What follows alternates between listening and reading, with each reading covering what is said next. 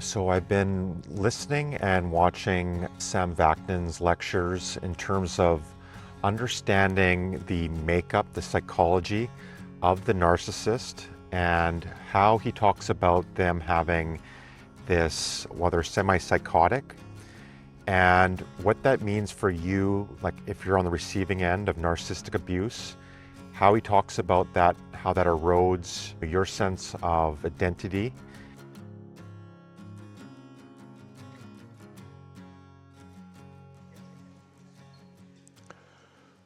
Lacan, Jacques Lacan, described the process of mirroring.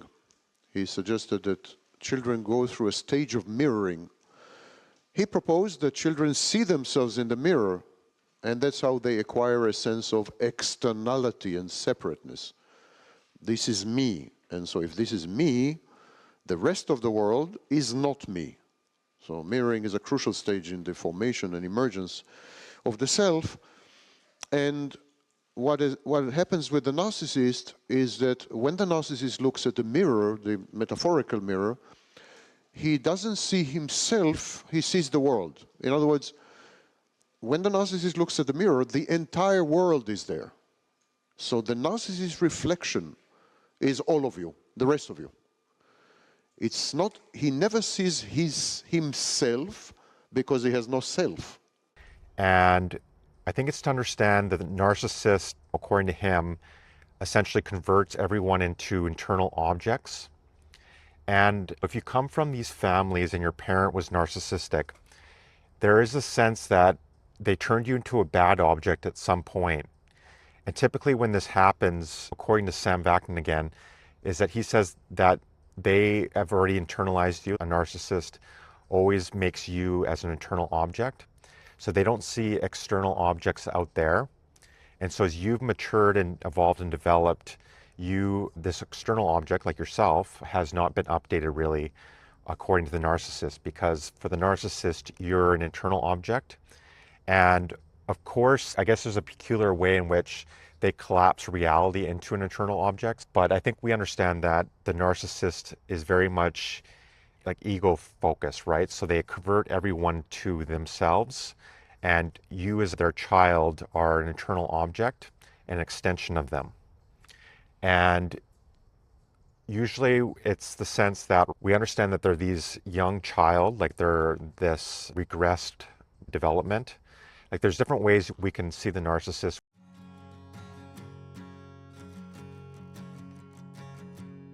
I guess what I wanted to focus on is the way in which they convert you into an internal object, and then they're reliving this childhood trauma. And I don't hear or see a lot of researchers or theorists out there always exploring the interior of the narcissist, as well as the impact it has on you as the person on the receiving end.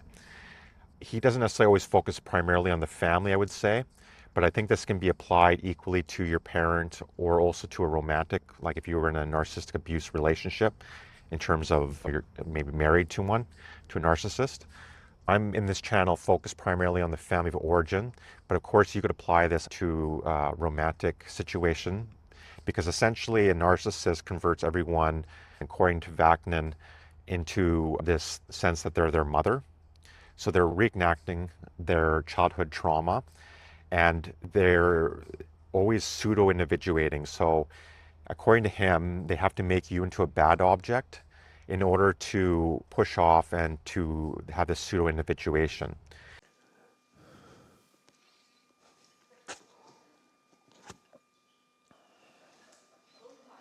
The narcissist relates to you as a mother, internally, the internal object that represents you as an ideal, unconditionally loving mother. And he needs to separate and individuate.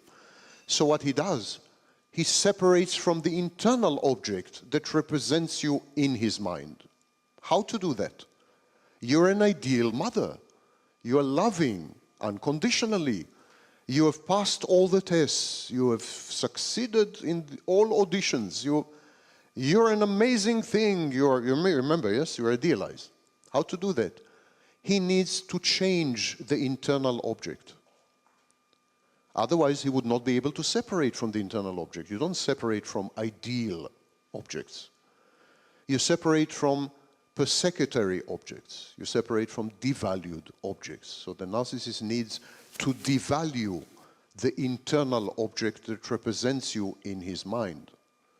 And I would say that combined with that is the sense of when you don't provide the three S's, so services, status, and safety in terms of narcissistic supply, then first what happens is the narcissist converts you into a bad object. So they discard you internally first. So they convert you into a bad object because you're not providing these three S's. And then they, as part of also their immature development, they convert everyone into like this maternal entities, like providing narcissistic supply. So essentially they need that form of supply from everybody. And so they're taking from the external world and converting them into internal objects and reliving this childhood reenactment that never was. So essentially converting you into their mother. Again, remember, the narcissist interacts first and foremost with an internal object. So the narcissist discards initially the internal object, not the external object. Anyone who has been in a relationship with a narcissist knows that before the discard, there was a period where the narcissist became absent, not interested, withdrawn, avoidant, sometimes physically going away, moving out or having affairs, or, you know, this is the internal discard. The internal object has been discarded. But having discarded the internal object, again there is a discrepancy, a divergence between the internal condition, the internal state, and the external state. The internal object has been discarded, but the external object is still there, which creates a dissonance. So the narcissist needs to discard you physically as well in order to realign the internal object with the external object. And in order for them to individuate, they need to discard you and to see you as a bad object.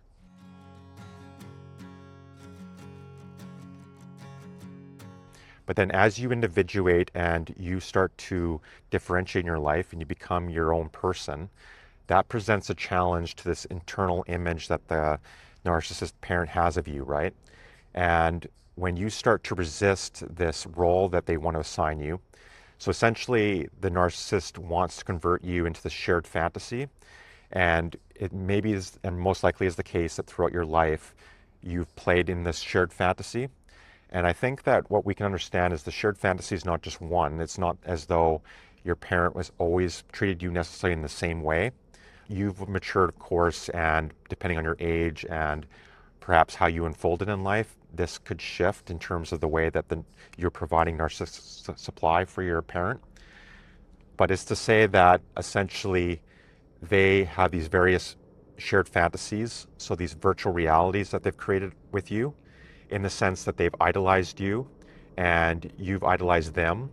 The narcissist molds you and shape-shifts you and changes you to fit the internal object. If the internal object is idealized, he will change you so that you become idealized. If the external object is devalued, he will change you so that you become a devalued, you fit the devalued internal object. You change all the time in the shared fantasy. You're in flux. You're not you. You're never you. It takes away your core identity.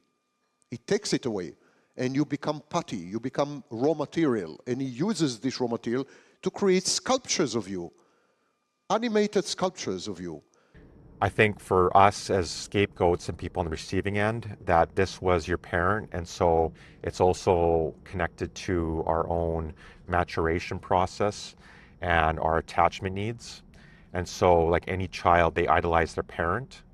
But I would say that when you mature and you become your own person, because the narcissist continues to convert you or wants to convert you into this internal object, and then will various ways love bomb you and try to reenact this shared fantasy with you. And again, you might have went through this loop and this narcissistic abuse cycle many times. But I think at a certain point, you no longer tolerate being an extension of your parent, and it's too unbearable, typically.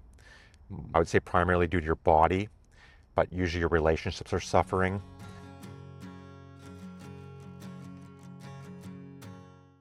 And to go back to Vaknin's lectures, he mentions how what usually happens to the person on the receiving end of narcissistic abuse. So if you're converted into this object and you're just an extension of the narcissistic parent, even when you go no contact, so it's probably that you resist and you limit or go no contact and you say, this is crazy. Your body's usually reacting in your nervous system and your reality testing's off. You also most likely have a more negative introject in terms of these voices of your parent or parents or siblings. But essentially, because the narcissist makes you an extension of them and they have you in this shared fantasy, you've internalized likely the parent's voice, and then that's acted in your psyche as this negative introject, keeping you maintained within the shared fantasy and within the orbit of the narcissistic parent. This is such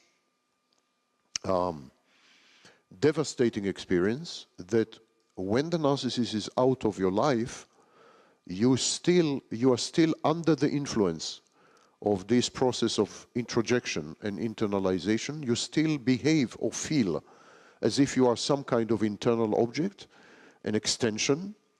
The narcissist is there next to you. Even after the narcissist has left physically, you feel his presence somehow.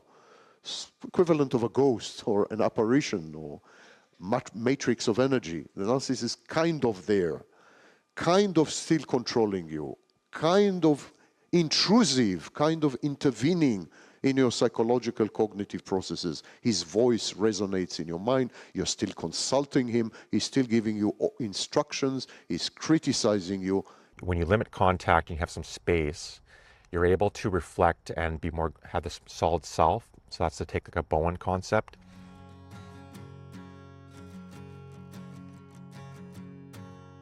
And in one of Vaknin's lectures, he proposes the question, like, how do you objectively know if you're getting better and you're healing?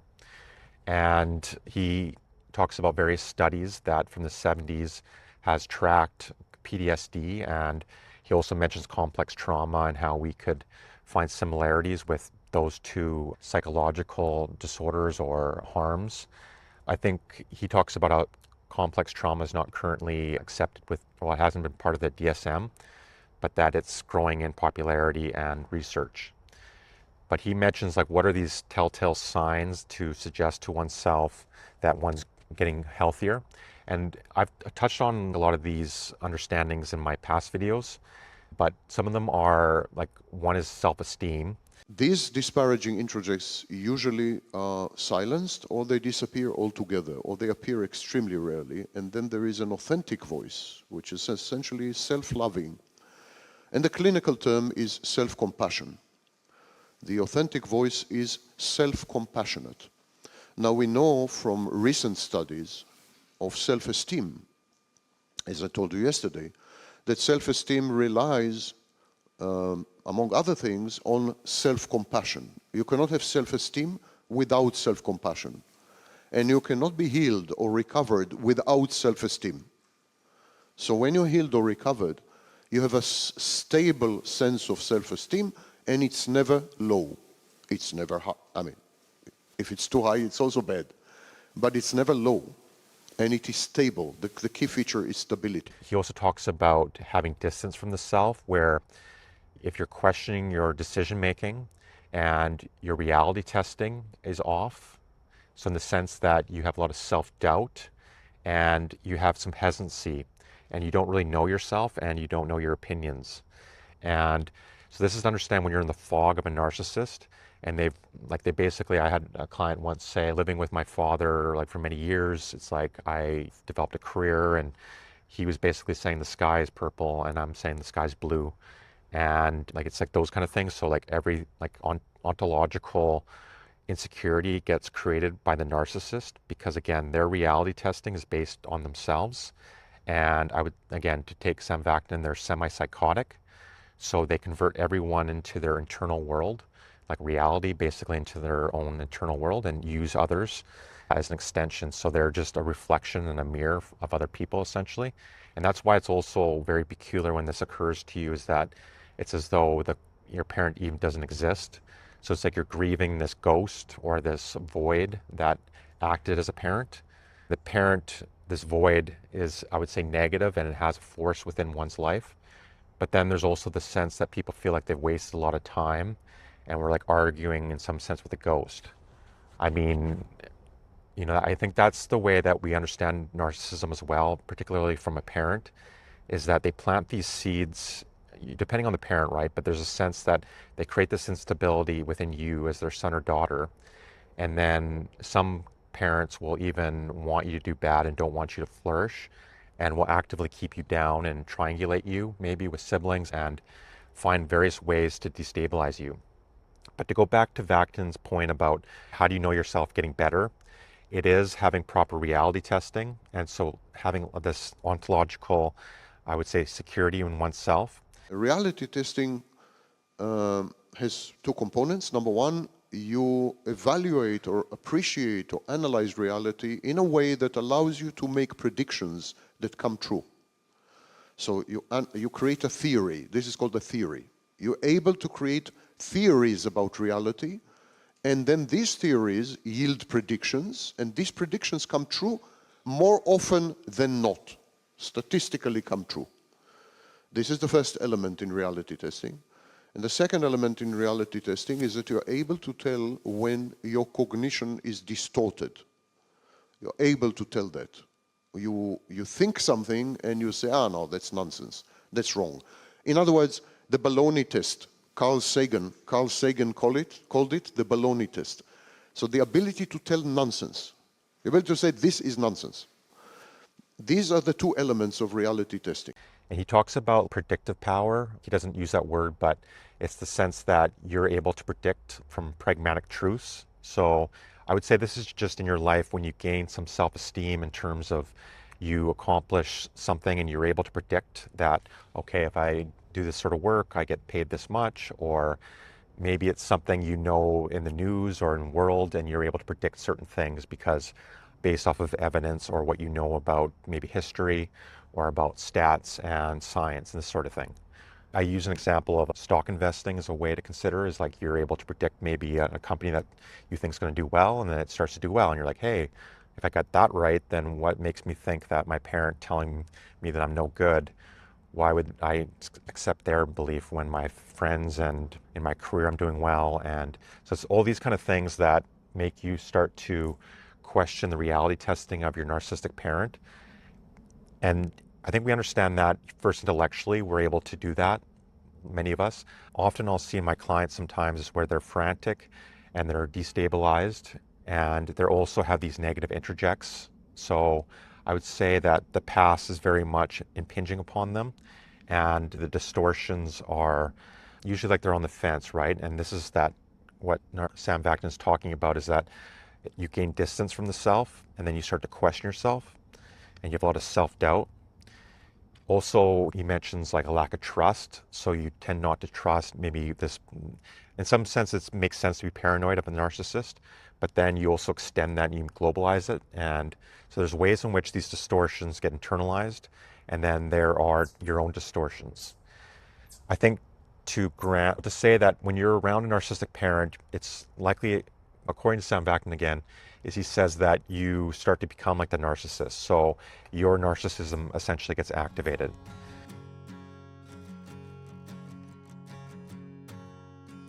So you have proper reality testing, you have this predictive power, you trust your gut, I would say, and I would say even just like pragmatically, you start to lean into maybe just not giving a crap about what other people think. So speaking your truth, and of course there's a time and place, and it's not like you have to be, belligerent or reckless with your words or anything like this.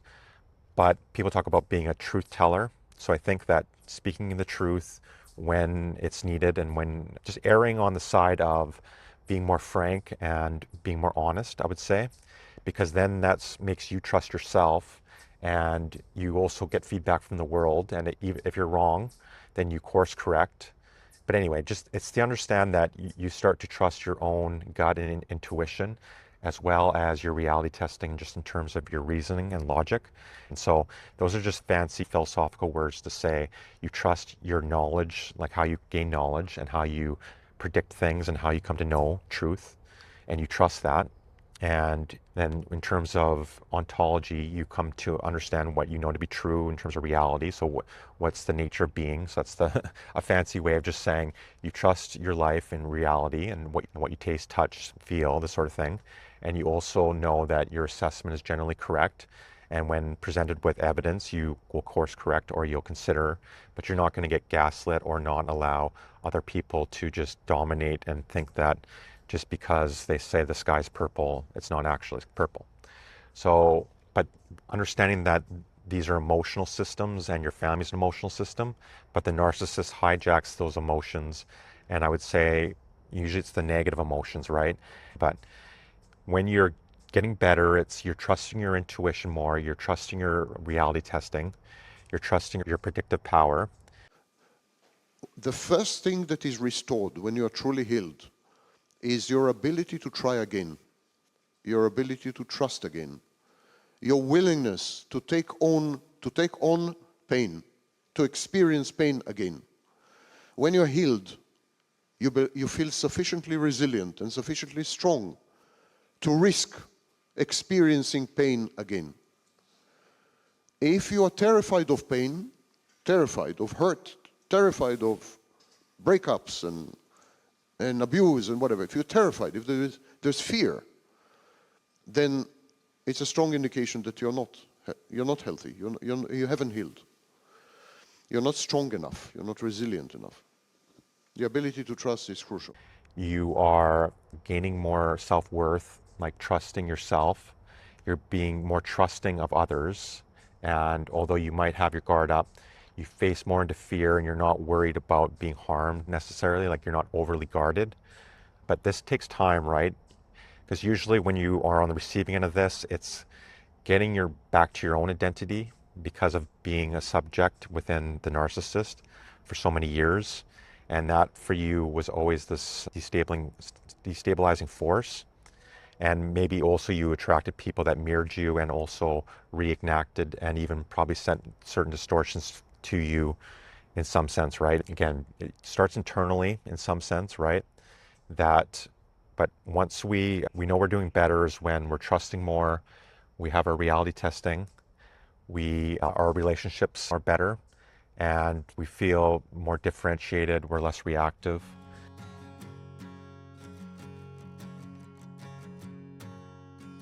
Usually in the moment, what's needed is to get space from the narcissist, because when I see clients, when they've just been interacting with their parent maybe, or with their mom or their sibling, I notice that they're much more out of sorts typically.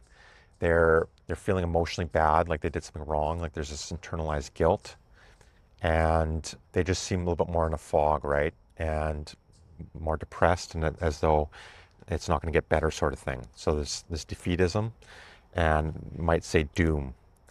And that's to understand. I've also, though, see them when they're clear and when they can speak more articulately and they're just less reactive and they're just happier, right? But some people want to try, right? So I wouldn't not encourage, obviously, if you want to try to interact with a sibling, but sometimes what happens, I think, is there's a spokesperson and then you get triangulated, or there's the sense that your sibling's speaking on behalf of your family, and then you're defending yourself. And so that's another aspect of this, the way in which siblings can act as a proxy or can be seen as a spokesperson that can speak from this undifferentiated collective ego mass.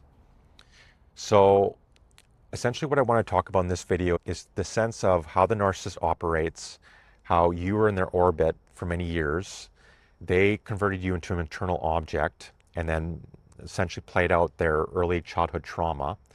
And this is unbeknownst to you, and you didn't really fully know this. So I think in some sense you knew it was toxic. I think we understand now with the internet and with knowledge and with books that we're gaining more awareness of this issue of narcissism and the various ways that this impacts in this sense, the scapegoat or within a family system. I think that now we have the language for it. And I do think that's important. And also just people, like a community, that there's more people waking up to this. But essentially, I was really wanting to look at is how you grew up in this environment, you had this attachment to your parent, you were acting in this impression that a certain cognitive bias of like an affirmative affirmation bias, in the sense that you believe that the world is like you and that your parent or your family was empathetic like you. So I think coming from an innocent part of you, and that's actually where your greatest gift and your strength is.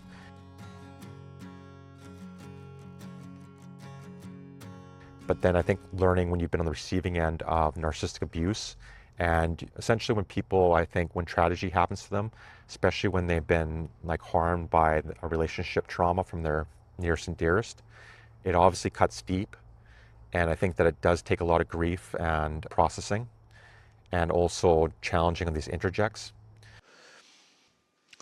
There are irretrievable losses in relationship with the narcissist. The lost time, the lost mental energy, the lost is a loss. The relationship with the narcissist is an experience of overwhelming, total loss, and only loss. From the get-go and to the very end, there are recurrent experiences of loss. And so the whole relationship is a loss experience. And this creates a lot of grief. And here I'm losing my wife.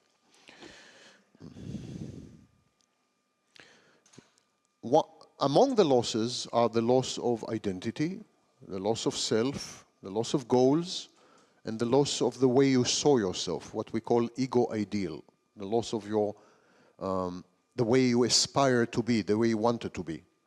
So that is lost as well. So the losses are not only external, I lost time, I lost this, I lost money, but the losses are heavily internal. You've lost the most important thing, yourself.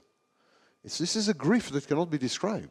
As you gain clarity and you get distance from them and from the narcissist, and you challenge these interjects, so you're no longer having these very negative voices, especially being triggered maybe when you've done something wrong, or that get triggered maybe in a relationship. But essentially, those negative interjects are happening less. And even if they do happen, you're being mindful of them, and then over time, they have less charge. And you're trusting your reality testing, you're trusting other people more, and you're just finding like who you are outside of the narcissist. And sometimes people struggle though with the repetition compulsion, is that they feel like they're almost doomed, or that they repeat this unconsciously. You could go, well, you could consider your dreams, right? And then actively making the attention maybe before you go to bed to want to learn maybe more about these dynamics or these emotions or whatever that you feel like the psyche, like you need to learn, that could maybe open up more growth for you in terms of this repetition compulsion. And so what in you still seeks after maybe a narcissistic power dynamic, or what need or emotion did not get met maybe from a young age. So these are just deep questions, and sometimes it's not an intellectual exercise per se, but it's the emotion and the embodiment as well. And I would say that your subconscious, and the way that there's a lot of complexity to your mind, more than sometimes that we give credence to. But yeah, in this video I just covered various aspects of being on the receiving end of narcissistic abuse within a family system. I took a lot from Sam Vaknin and his lecture series, and explained how this semi-psychotic parent really distorted things for you. And as you've got clearer from that, and you're working on your own epistemology, your own grounding and ontology, and you're having your Bill of Rights, and I would say you're becoming more autonomous and having sovereignty in yourself. And yeah, observing yourself and being more mindful. And I think that it all starts to happen, especially when you grieve and you learn about some of these dynamics and really what went on. So in this video, I covered different topics on the topic of narcissistic psychology and understanding the narcissist and essentially what's going on, particularly within the family system, and then offered some tools and strategies that could help you in your journey. So if you did like this video, please like and subscribe. Thanks and have a great day.